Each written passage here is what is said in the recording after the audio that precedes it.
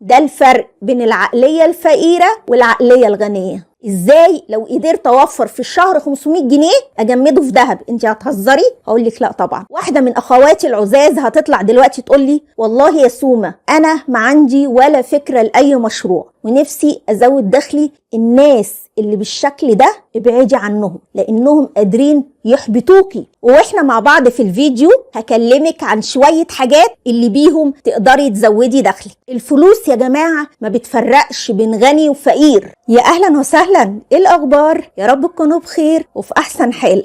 فيديو النهارده فيديو انا بعتبره من الفيديوهات المميزه جدا. هنتكلم فيه النهارده عن ازاي انظم ميزانيتي وازاي اوفر منها، وان شاء الله اتمنى الفيديو يعجبكم. لو اول مره تشوفوني انا سومه ودي قناتي كوبايه شاي مع سومه. اتمنى تشتركوا في القناه وما تنسوش اللايك وتدعوا لي دعوه حلوه ليا ولبناتي ولكم بالمثل ان شاء الله. ويلا بينا نبدا الفيديو بتاعنا مع كوبايه شاي مع سومه ونقول بسم الله.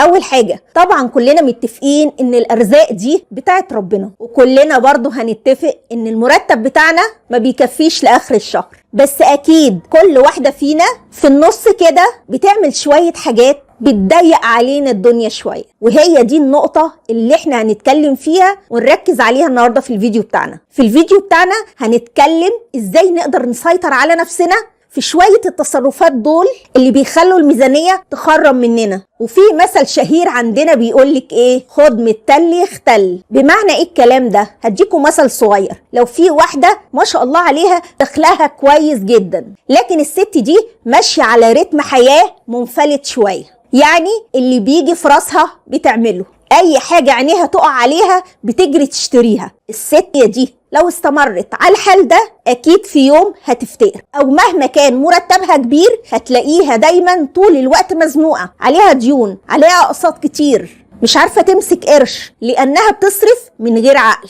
هنا عايزين نحط ايدينا على الحاجات اللي احنا بنعملها واللي ممكن فعلا تكون بتزنقنا. ايه هي الحاجات دي؟ خلونا نفكر مع بعض بصوت عالي. اول حاجة، يا حضرتك المرتب بتاعك فعلا صغير وما بيكفيش لاخر الشهر معاكي، فانت غصب عنك محكومة في المرتب بتاعك، ما عندكيش تقريبا بند الرفاهيات. والكلمتين دول بقولهم لحضرتك اصحاب الدخل المحدود اللي ما بيكفيش تقريبا لنص الشهر. انت محتاجة تزودي دخلك، محتاجة تعملي مشروع من البيت، وإلا الوضع هيفضل كما هو عليه، مزنوقة طول الشهر، المرتب ما بيكفيكيش، كل شهر لازم تمدي ايدك وتستلفي حاجات كتيرة محرومة منها انت وولادك، والغلا اللي حاصل ده خانقك بزيادة. واحنا مع بعض في الفيديو هكلمك عن شوية حاجات اللي بيهم تقدري تزودي دخلك. تاني بند، حضرتك مرتبك كويس جدا بس حضرتك عايشة على مزاجي وبتصرفي على مزاجي وعايشة بمبدأ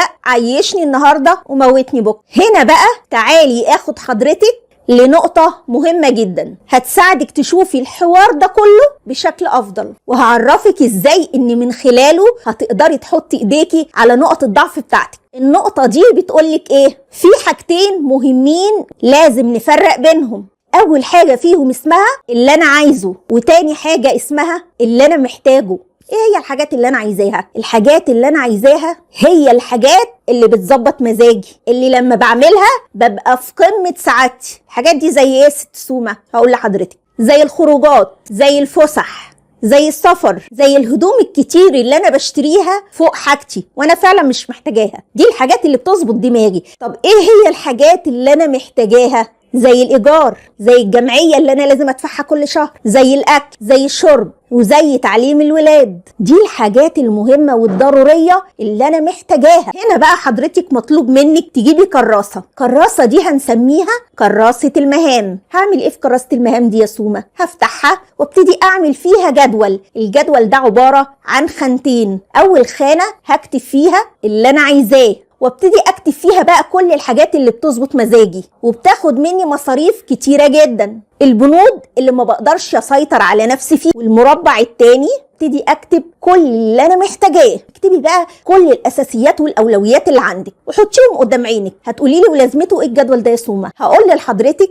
الجدول ده ببساطه هيعرفك ايه هي نقاط ضعفك، هتحطي ايدك عليها بالورقه والقلم. وانا كنت عامله فيديو مهم جدا اسمه هوس الشراء. الفيديو ده للناس اللي بتنزل السوق والمولات والشوبينج عندها يعني بياخد منها بند كبير قوي قوي من الميزانيه بتاعتها، ما بتقدرش تسيطر على نفسها في الشراء في حاجات كلها مش ضروريه. هسيب لكم لينك الفيديو ده تحت في صندوق الوصف. اتمنى فعلا بعد ما تخلصوا الفيديو ده تتفرجوا عليه، هيفيدكم كتير قوي قوي. وتعالوا نرجع تاني لموضوعنا.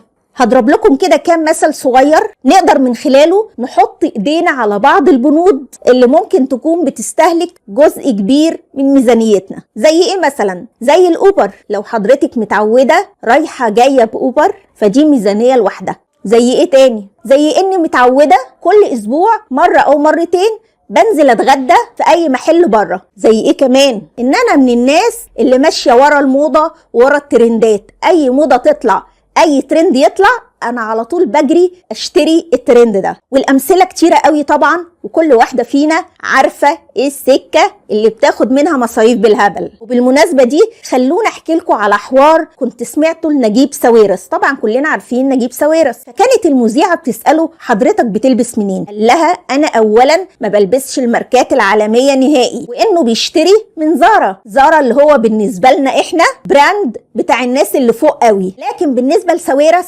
زارا ده بالنسبه له ماركه شعبيه، هدوم رخيصه يقدر يلبسها وما تكلفوش كتير. هنا بقى وانا بسمعه لفت انتباهي قوي الحوار ده، وقلت لنفسي بصوا الناس الاغنياء بتفكر ازاي. احنا مثلا ناس من طبقه متوسطه ممكن نجري ورا براند معين ونلبس منه وندي لنفسنا ونستلف عشان بس نبان ان احنا من طبقه اعلى، او لما حد يشوفنا ماسكين الايفون مثلا يقولك ده الست دي غنيه قوي، او الشاب ده غني قوي. وهو يا عيني لو نفضت الشاب ده مش هتلاقي في جيبه 100 جنيه، لكن هو بيتشعبط في الموضه، بيتشعبط في المظاهر، بيتشعبط انه يتصنف في طبقه مش بتاعته. هو بيجري ورا ايه؟ بيجري ورا وهم، والوهم ده مكلف. الناس الاغنياء فعلا المظاهر بالنسبه لهم اخر حاجه، ما بيفكروش ابدا هم لابسين ايه، ولا بيجروا ورا الترندات، ولا بيلبسوا ماركات عالميه بالشيء الفلاني ابدا. ده بيشتروا من حاجات بسيطه قوي، وبيلبسوا تيشيرتات عاديه وبناطيل عاديه وكوتشيات عاديه. لكن احنا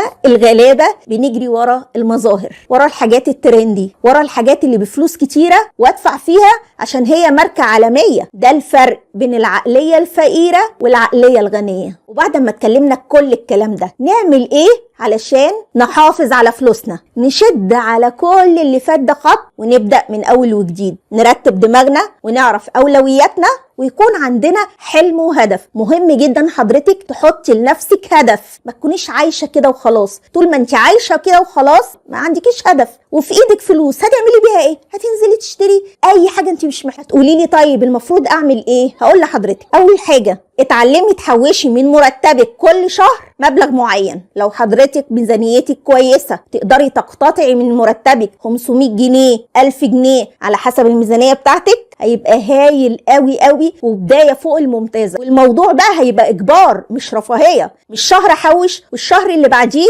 اطنش. وزي ما اتفقنا مهما كان المبلغ اللي انت هتحوشيه من مرتبك قليل، هنقدر نعمل بيه مصلحة، هنقدر نجمده في ذهب. هتقولي لي ازاي لو قدرت اوفر في الشهر 500 جنيه اجمده في ذهب؟ انت هتهزري؟ هقول لك لا طبعا، والله العظيم انا ما جايه اهزر، ده انا جايه انصحك لله وفي الله. هتقولي لي ازاي الكلام ده؟ هقول لك انا قبل كده كنت عامله فيديو ازاي ب 500 جنيه نقدر نشتري ذهب، وهقول لحضرتك ازاي. بس قبل ما اقول لك هسيب لك لينك الفيديو تحت في صندوق الوصف، ازاي ب 500 جنيه نشتري ذهب. ويلا بينا نعرف ازاي. اول حاجه حضرتك هتاخدي شهريا من مرتبك 500 جنيه وتطلعي بيهم على بتاع الذهب. هتقولي لي هعمل بيهم ايه عند بتاع الذهب؟ انت عايزه الراجل يضحك عليا؟ هقول لك وانا برضو يخلصني تروحي عند بتاع الذهب وحد يضحك عليكي؟ ابدا. هتخشي على بتاع الذهب تقولي له لو سمحت انا عايزه بريمه حلق ذهب. ايوه زي ما سمعتي كده، بريمه حلق ذهب. البريمه دي تقريبا بتعمل لها من 400 ل 450 جنيه. هتقولي لي هو في حد بيروح يشتري بريمه ذهب؟ اقول لك ايوه، انا رحت سالت بنفسي وقلت له هو انا ينفع اشتري بريمه حلق ذهب؟ قال لي اه طبعا، ما هو حضرتك ممكن تكوني لابسه حلق ذهب والبريمه بتاعته تقع، هتسيب الحلق من غير بريمه؟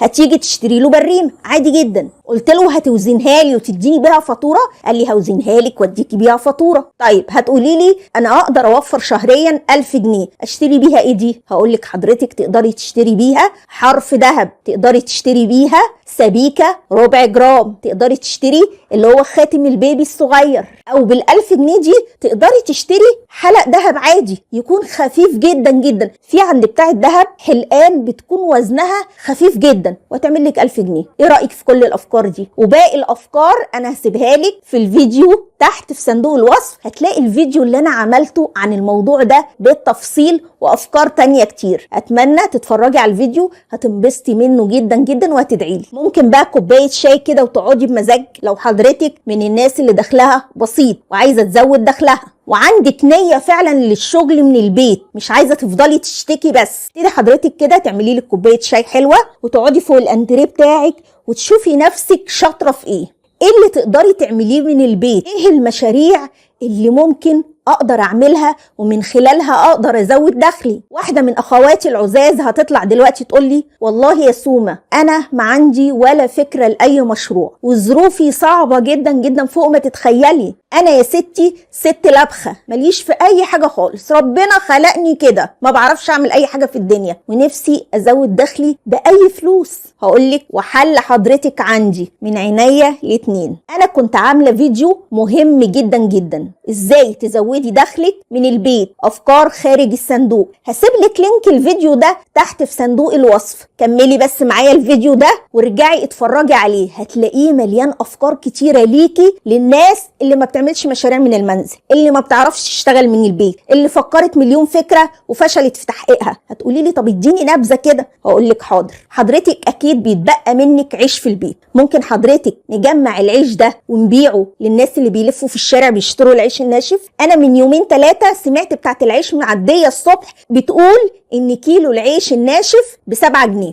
اصبح دلوقتي لو حضرتك انت وشطارتك تقدري كل شهر تجمعي لك 10 كيلو عيش سواء ناشف سواء طري مش مهم. وممكن كمان في الموضوع ده لو انت ليكي جاره حبيبه قوي، لو ليكي اخت يعني علاقاتكم حلوه مع بعض، ميلي عليهم وقولي لهم لو انتوا بترموا عيش في الزباله يا ريت ما ترموهوش استحراما، بس يا ريت تدهوني عشان انا بجمعه وببيعه، ما فيش اي حاجه. يمكن هم ستات ربنا فتح عليهم، جارتك وحبيبتك قوي دي مش محتاجه تبيع العيش الناشف وبتبقى مستحرمه وهي بترميه في الزباله، انت كده هتشيلي من عليها حرمانيه، هتاخدي منها العيش تعملي بيه منفعه. ولو في نصيب هتقولك ده انا برمي عيش هحوشهولك واديهولك، وهكذا. ده بند تقدري من خلاله يعني توفري حاجه بسيطه. هتقولي لي وايه كمان؟ هقول لحضرتك عارفه كنزات البيبسي؟ هتقولي لي هقول لك جمعيها وبيعيها بالكيلو، الحاجات دي بقى ليها ثمن. هقول لحضرتك كمان ازايز الزيت الفاضيه، ازايز الخل، ازايز الصابون السائل، جراكن الصابون، الجرادل البلاستيك، كل الحاجات دي بتتوزن وبتتباع بفلوس. والفيديو اللي انا عاملاه ده مليان افكار كتيره جدا، اتفرجي عليه وانا سايبالك الرابط بتاعه تحت في صندوق الوصف، اتفرجي عليه هتلاقيه مليان افكار. انا بس قلتلك فكرتين بس من الفيديو، لكن الفيديو مليان افكار تاني جميله جدا هتعرفي من خلالها تعملي فلوس. هرجع تاني للناس اللي دخلها كويس، هقولك بقى تعالي نتكلم في كام بند كده اكيد بيصرفوا منك، ولو وفرتي في البنود دي هتتبسطي من نفسك قوي. زي ما قلتلك لو حضرتك متعوده يوم و2 في الاسبوع بتنزلي كده تتمشي وتهوي نفسك وتروحي داخله مطعم معين تتغدي فيه، يا ريت تبطلي العاده دي لانها فعلا بتصرف مننا كتير. قبل ما تنزلي من بيتك اتغدي، كلي الاكل اللي في البيت. هتقولي لي وليه الخنقه دي؟ هقولك هي مش خنقه ولا حاجه، احنا عندنا هدف عايزين نحققه، مش هينفع نعيش الحياه جهجهوني كده واللي نفسي فيه انزل اجيبه واللي عايزه اروح اشتريه واشتري هدوم فوق هدوم وشنط فوق شنط وجزم فوق جزم. طب وبعدين؟ حياه ملهاش معنى. انا بقولك الحياه اللي بالشكل دي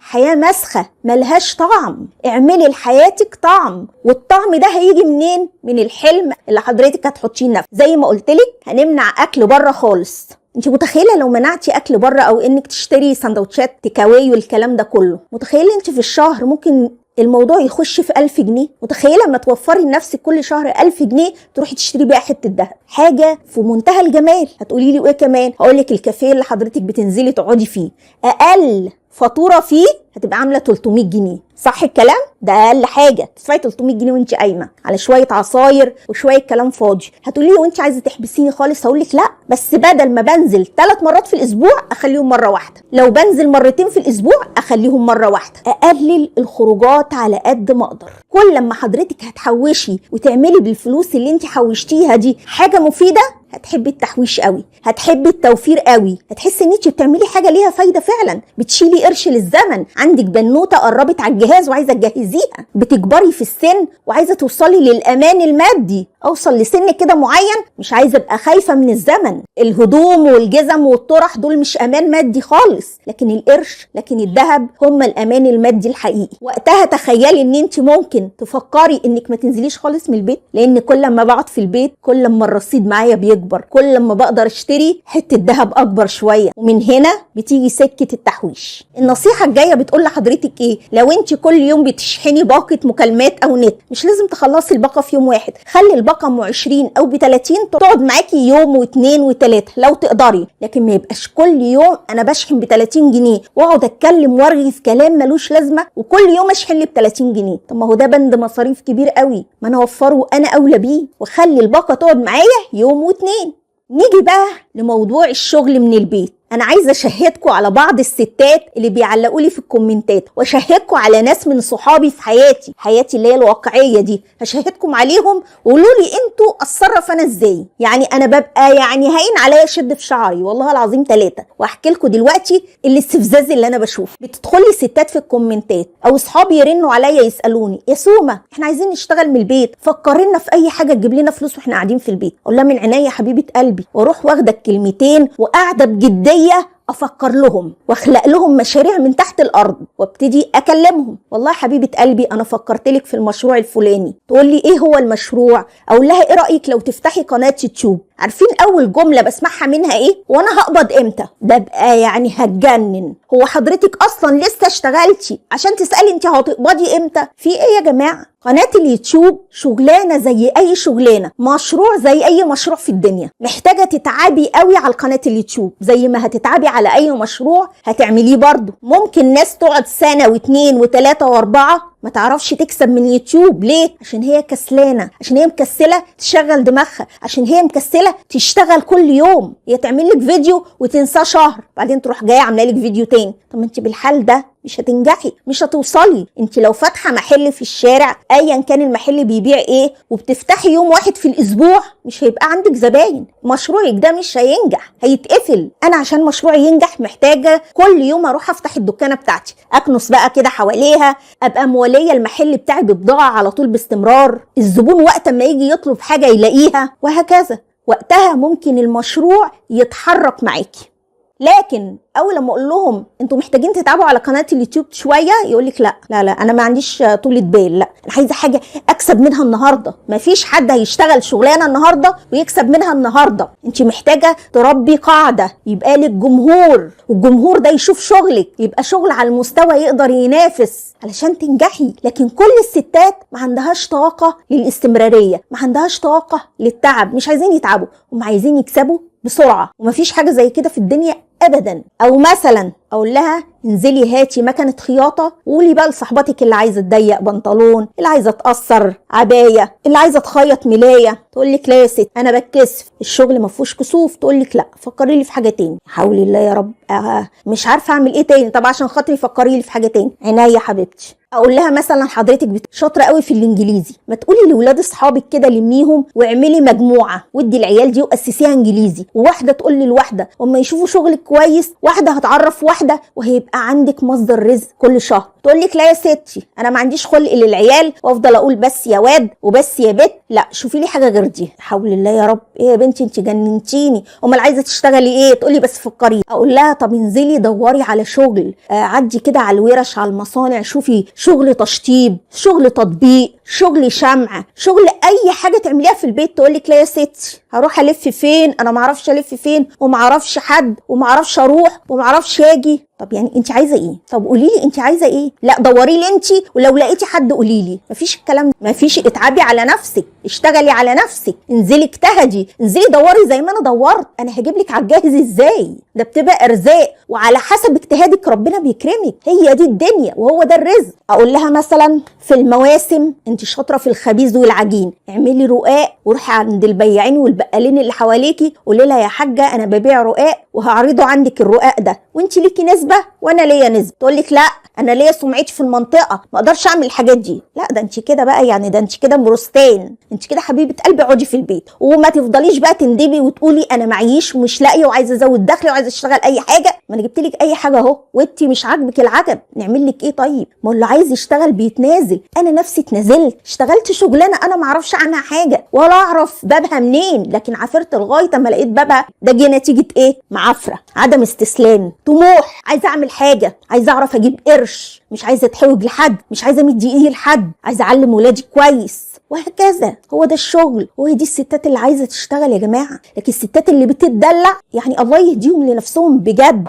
انا بستعجب وببقى هتنقط باللي انا بسمعه. وبالمناسبه دي يا جماعه انا عامله فيديو عن 20 فكره من العمل من المنزل، 20 فكره على الجاهز تعمليهم وانت قاعده في البيت ومن غير راس مال. هتبداي كده منك لنفسك، وهسيب لكم الرابط بتاع الفيديو ده تحت في صندوق الوصف، اتفرجي عليه ويا رب ان شاء الله. وهتلاقي من ضمن ال20 فكره من العمل من المنزل اكيد هتلاقي فكره تناسبك، اتفرجي عليه وهتدعي. واخر كلمه عايزه اقولها في الفيديو بتاعنا النهارده، الفلوس يا جماعه ما بتفرقش بين غني وفقير. الفلوس بتيجي للي بيسعى، للي بيشتغل، للي بيجتهد، للي عنده طموح وبيشتغل على نفسه وكل يوم بيطور من نفسه. لكن الفلوس ما بتجيش للكسلان، مستحيل تلاقي كسلان بتجيله فلوس. لكن مع الاسف في ناس فكرتها عن نفسها سلبيه، استحقاقهم لنفسهم متدني جدا، شايفين نفسهم ما يستحقوش الغنى، شايفين نفسهم ما يستحقوش يبقى معاهم فلوس، مش شايفين نفسهم يستاهلوا انهم يكونوا سعداء. هم مش شايفين نفسهم وسط الناس دي. ارجوكي الناس